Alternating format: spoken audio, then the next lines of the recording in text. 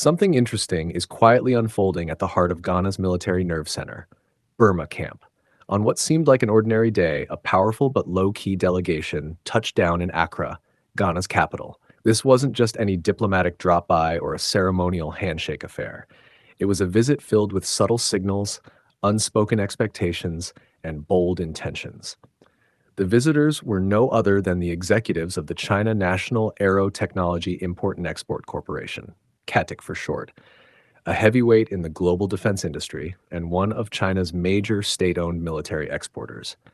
They weren't just passing through, they had business on their minds, and Ghana was on their radar. Before we dive deeper into today's update, take a moment to like, share, and subscribe to the channel. Your support is key to helping us grow and reach more viewers like you. Don't forget to hit the notification bell so you never miss out on exciting updates. Leading this high-level delegation was Mr. Fang Shu, the director of CATIC's Africa department. If that name doesn't immediately spark recognition, it's understandable. He's not a celebrity, but the company he represents wields quiet power across multiple continents. CATIC is behind some of the most advanced Chinese military aircraft, tactical helicopters, naval vessels, and even bombers. It's a global symbol of China's expanding influence in defense exports, and now it's setting sights on Ghana. So why this visit? Why now?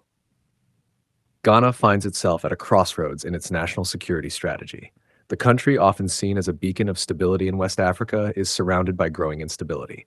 Terrorist insurgencies are spilling over from the Sahel region. Illegal fishing is ravaging marine resources. Piracy continues to plague coastal waters, and the ever-present threat of trafficking, human, arms, and drugs, looms large. It's a storm brewing on multiple fronts.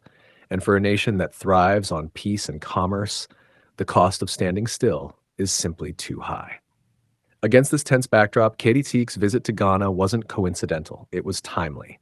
The Chinese delegation wasn't just content with meeting Ghana's top army officials.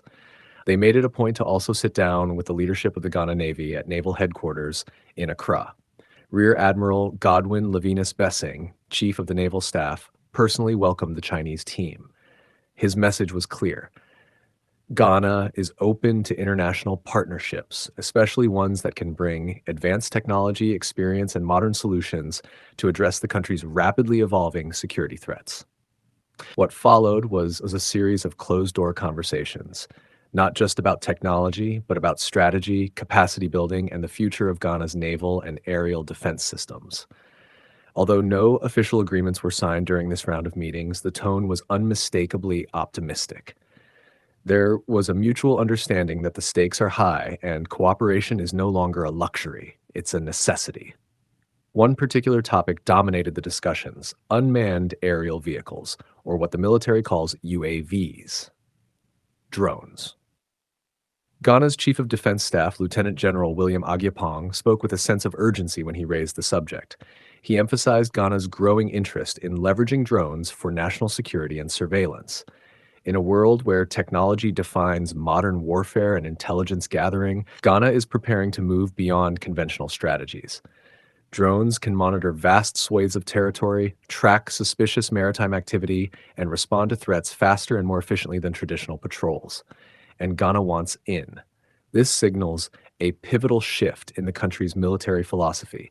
From boots on the ground to eyes in the sky, Ghana is preparing for the battlefield of tomorrow. And CATIC, with its portfolio of military drones and reconnaissance technology, seems like a fitting partner to help drive that vision forward. But the meeting wasn't just about drones. It was also about vessels, advanced naval platforms that could help Ghana regain control of its maritime domain. The Gulf of Guinea, which stretches along Ghana's coastline, has become one of the most dangerous bodies of water in the world. Piracy incidents, illegal fishing by foreign trawlers, and smuggling operations have reached unprecedented levels. These activities don't just threaten Ghana's economy, they threaten national sovereignty. Rear Admiral Bessing didn't mince words. He acknowledged that Ghana's Navy, while competent and committed, needs a technological leap. New vessels, modern surveillance systems, rapid response boats, these are no longer wish list items. They're operational imperatives. And partnering with a global defense player like CATIC could open the door to tailor-made solutions fit for Ghana's specific maritime challenges. Now, here's the kicker: China isn't new to the game of defense diplomacy. Across Africa, from Nigeria to Tanzania, CATIC and other Chinese defense firms have been offering military hardware, training, and infrastructure support. It's part of a larger strategy to deepen China's geopolitical footprint on the continent. But what makes Ghana particularly interesting is its positioning: politically stable, economically ambitious, and strategically located. China sees potential and Ghana sees opportunity. It's a mutually beneficial courtship that could redefine regional defense cooperation. Back at Burma Camp, the conversations may have wrapped up with smiles and formalities, but make no mistake, something significant was set in motion. Ghana didn't just receive visitors, it opened the door to a possible future where Chinese drones patrol Ghanaian skies and Chinese made naval vessels reinforce Ghana's maritime frontiers. The implications of such a collaboration go far beyond hardware. We're talking training, joint exercises, technology transfers, and perhaps even local assembly of military assets in Ghana.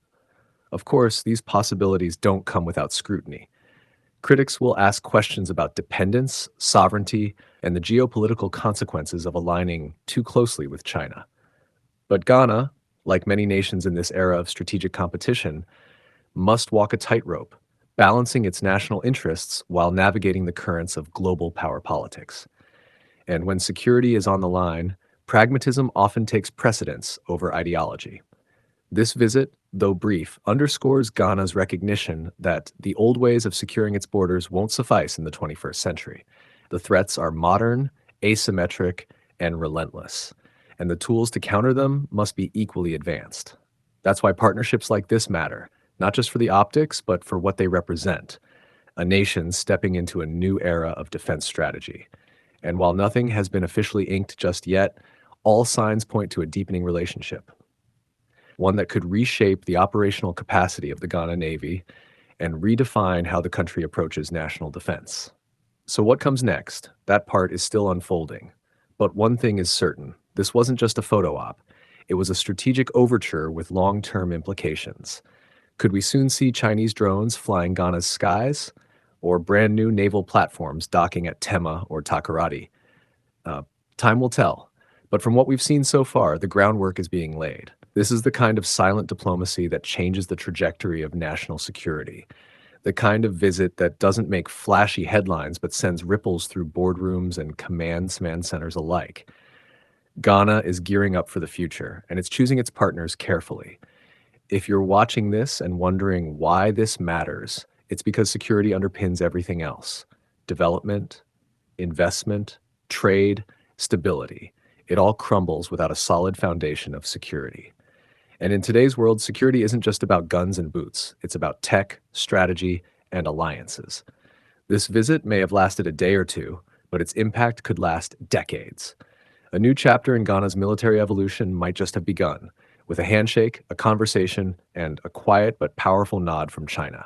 And we'll be here, watching, analyzing, and bringing you every development as it happens. Don't forget to like, comment, and subscribe if you want to stay updated on the transformations shaping Ghana and the broader African continent. Until next time, stay informed, stay curious. If today is your first time watching this channel or you are returning to this channel for the exciting content, please subscribe to the channel for more educative and developmental projects across Ghana and Africa as a whole. Do you want to know about the state of a project in Africa? Then make sure to like and comment the name of the project you would like us to talk about and its current state.